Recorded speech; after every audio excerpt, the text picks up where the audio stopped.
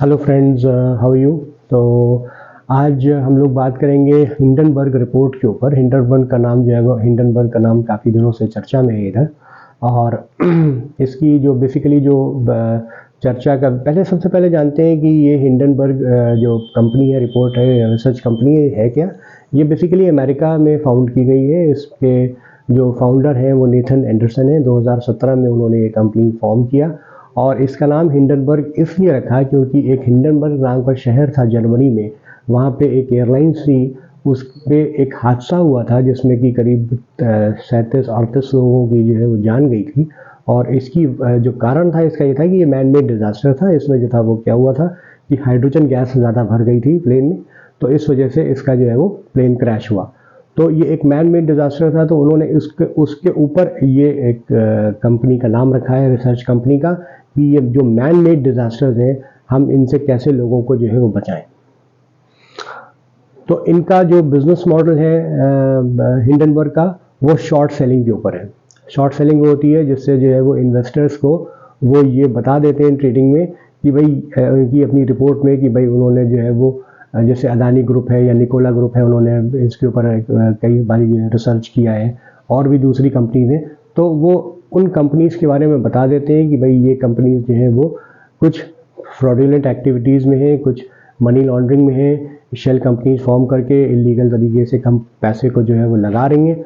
तो उसको जो है वो बचाने के लिए उन जो आपके इन्वेस्टर्स हैं उनको उन कंपनियों से बचाने के लिए ये ऐसी रिपोर्ट्स जो है वो देती हैं कि ताकि जो लोग शॉर्ट करें उनके जो फंड्स हैं उनको नहीं परचेज करें या उनका जो वैल्यू है वो डाउन हो। और जब वो डाउन हो तो फिर वो जो इन्वेस्टर्स हैं वो उनके शेयर्स खरीद सकें, तो इस तरह से they can make some money out of it.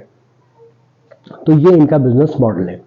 इसी के चलते जो है वो अदानी जी और हिंडनबर्ग की और नेथन एंडरसन जी की काफ़ी जो है वो पुरानी दोस्ती है, काफ़ी पुराना याराना है।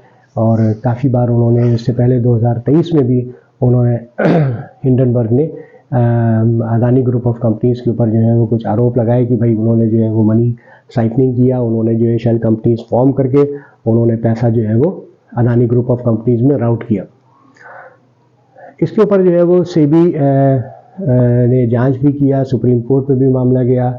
सुप्रीम कोर्ट ने कहा कि सेबी जो है वो निष्पक्ष इसकी जांच करे और अगर जांच में जो भी दोषी हैं जो पाए जाते हैं उनके विरुद्ध कड़ी जो है वो दंडात्मक कार्रवाई भी करे। तो सेबी ने अदानी ग्रुप को क्लीन चिट दिया और उन्होंने हिंडनबर्ग को भी एक शो कॉज नोटिस दिया। उसमें उन्होंने कहा किंगडन एसेट मैनेजमेंट कंपनी नाम की, कंसल्टिंग नाम की एक कंपनी है जो कि उसका अल्टीमेटली उसकी बेनिफिशियरी रही है। हिंडनबर्ग ने ये पब्लिक डोमेन में रिपोर्ट आने से पहले 2 महीने पहले उसको उस रिपोर्ट को किंगडन जो कंसल्टिंग कंपनी थी उसको उन्होंने शेयर किया उससे। और उसके बाद जो है वो हिंडनबर्ग ने जो है वो 30% उनसे जो प्रॉफिट है वो लिया किंगडन कंसल्टिंग कंपनी से। तो उसके बाद फिर 2024 में एक नया खुलासा उन्होंने किया हिंडनबर्ग रिपोर्ट ने, और इस बार उन्होंने गौतम अदानी जी की कंपनी को ही नहीं टारगेट किया बल्कि एक्चुअली में जो सेबी चीफ हैं उनको उन्होंने टारगेट किया, मधावीपुरी जी। उन्होंने कहा कि भाई उन्होंने उनके ऊपर जो है वो 3 मेजर आरोप लगाए कि साहब उन्होंने जो है वो अदानी ग्रुप ऑफ कंपनीज जो है उसमें उन्होंने पैसा जो है वो इन्वेस्ट किया थ्रू शेल कंपनीज। उसके बाद उन्होंने दूसरा आरोप ये लगाया कि ब्लैकस्टोन कंसल्टिंग नाम की एक कंपनी थी जो कि उसको सेबी ने प्रमोट किया और उसमें जो उनके हस्बैंड थे मधावी जी के, धवल जी, वो उसमें कंसल्टेंट थे और वो REIT जो है वो इंडिया में लेकर आए हैं, तो जो ब्लैकस्टोन कंपनी। और तीसरा उन्होंने ये आरोप लगाया कि भाई जो मधावीपुरी जी हैं उन्हीं फंड्स का या उन्हीं कंपनीज का जो है वो इन्वेस्टिगेशन कर रही हैं जिसमें एक्चुअली में उनके इन्वेस्टमेंट है। तो इसके लिए थोड़ा और ये समझते हैं कि ये इन्वेस्टमेंट ये कैसे जो शेल कंपनीज जो है वो कहाँ कहाँ पर बनी हुई है। तो इसमें गौतम अदानी जी के जो भाई हैं विनोद अदानी जी, वो एक्चुअली में वो जो ऑफशोर कंपनीज हैं उनको वो मैनेज करते हैं। तो उन्होंने एक 2010 में एक एसेंट ट्रेड प्राइवेट लिमिटेड नाम की कंपनी बरमूडा में जो है फॉर्म किया। एसन ट्रेड एंड इन्वेस्टमेंट फंड, और उस कंपनी ने 2012 में एक फंड में इन्वेस्ट किया, ग्लोबल अपॉर्चुनिटीज़ फंड में, जो कि मॉरिशस बेस्ड है।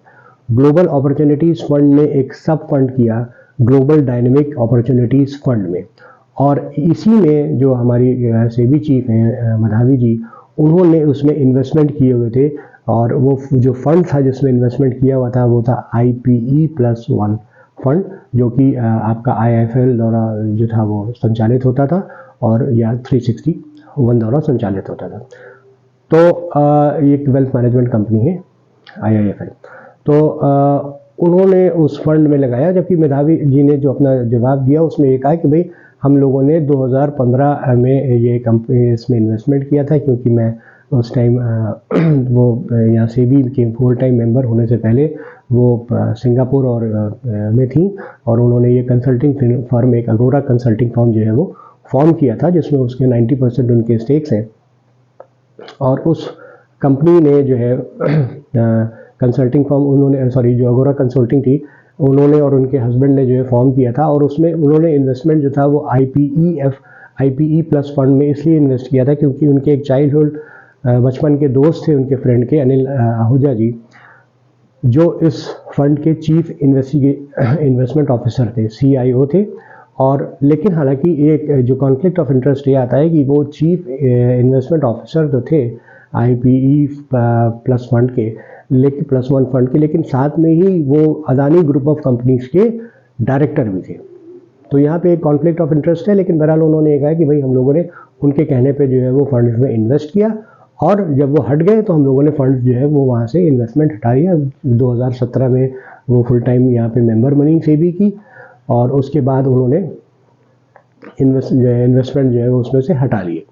तो दूसरा जो उनके ऊपर उसके बाद जो आरोप है वो ये भी है कि उन्होंने 2022 में जब वो सेबी की चीफ बनी, उसके बाद तक उनके 2 हफ्ते बाद तक उनके पास उसके शेयर रहे, और उन्होंने अपनी पर्सनल ईमेल आईडी से अपने हस्बैंड के नाम से जो है वो ईमेल्स किए उसको। तो दूसरा आरोप जो है वो ये है कि उन्होंने कंसल्टिंग, एक फर्म थी ब्लैकस्टोन करके, उसको उन्होंने इंडिया में प्रमोट किया। वो एक प्राइवेट इक्विटी फंड है, वो अगर प्रमोट किया तो कोई बुरी बात नहीं है, उन्होंने FDI, उससे काफ़ी FDI जो है वो इंडिया में आया है। तो उन्होंने उस कंसल्टिंग फर्म को प्रमोट किया, और उस कंसल्टिंग फर्म ने, ब्लैकस्टोन ने जो है वो उनके हस्बैंड धवल बुर्ज जी को उन्होंने एक एज अ कंसल्टेंट जो है हायर किया। और ब्लैकस्टोन जो कंपनी है, कंसल्टिंग कंपनी, उसने IPOs भी लाए माइंडसेट के और नेक्सस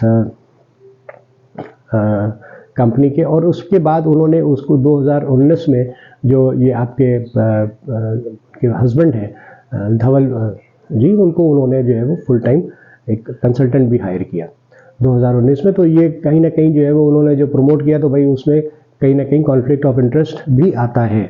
तो ये पॉइंट जो है वो हिंडनबर्ग रिपोर्ट ने दिया।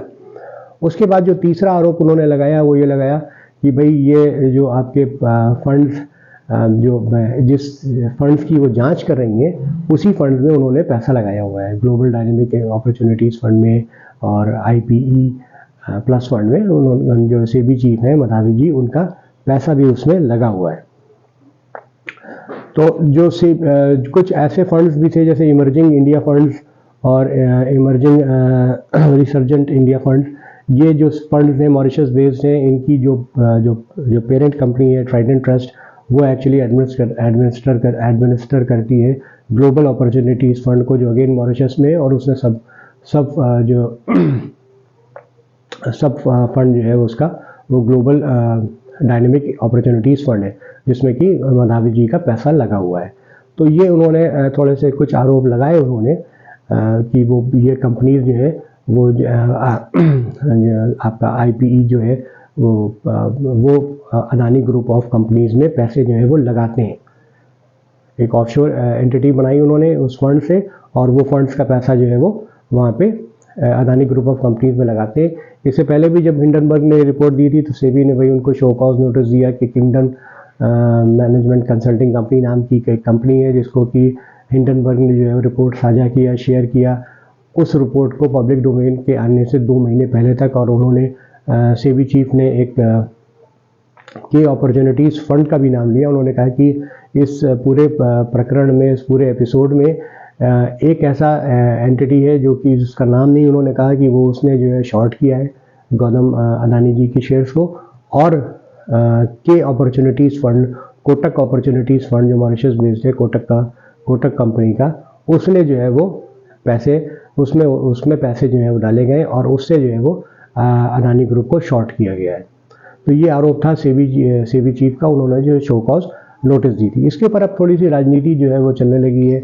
हमारे जो विपक्ष के जो नेता हैं श्री राहुल गांधी जी, उन्होंने भाई एक सोशल मीडिया पे आके उन्होंने ये एक मैसेज दिया कि उन्होंने एक एग्जांपल दिया कि इंडिया और ऑस्ट्रेलिया का क्रिकेट मैच चल रहा है और अंपायर ही अगर कॉम्प्रोमाइज्ड है तो फिर उसमें जो है वो मैच में क्या होगा, जो लोग दर्शक देख रहे हैं, जो खिलाड़ी जो खेल रहे हैं। तो इसी तरह से उन्होंने कहा कि भाई जो इन्वेस्टर्स जो इसमें पैसा लगाया हुआ है तो उनका क्या होगा। तो इसलिए जो है वो, और इस रिपोर्ट के आने से अडानी ग्रुप ऑफ कंपनीज़ को पिछले साल भी बहुत नुकसान हुआ था। वो बिल्कुल नीचे चले गए थे, लेकिन उसके बाद एक साल के अंदर ही वो बाउंस बैक किए। और अभी जो ये रिपोर्ट आई उससे अगस्त 12 में को जो उनके शेयर जब स्टॉक मार्केट खुला तो उनको करीब 2.4 बिलियन का जो है वो नुकसान हुआ। तो अब ये कुछ बातें हैं जो सेबी चीफ के लिए कही गई हैं, तो शायद और जो उनको कुछ ऐसे और भी कॉन्क्रीट एविडेंसेस के साथ जो है वो ये इनको पूरे अपनी बातों को जो है बताना चाहिए और जो आरोप लगे हैं उनका जो है वो खंडन करना चाहिए।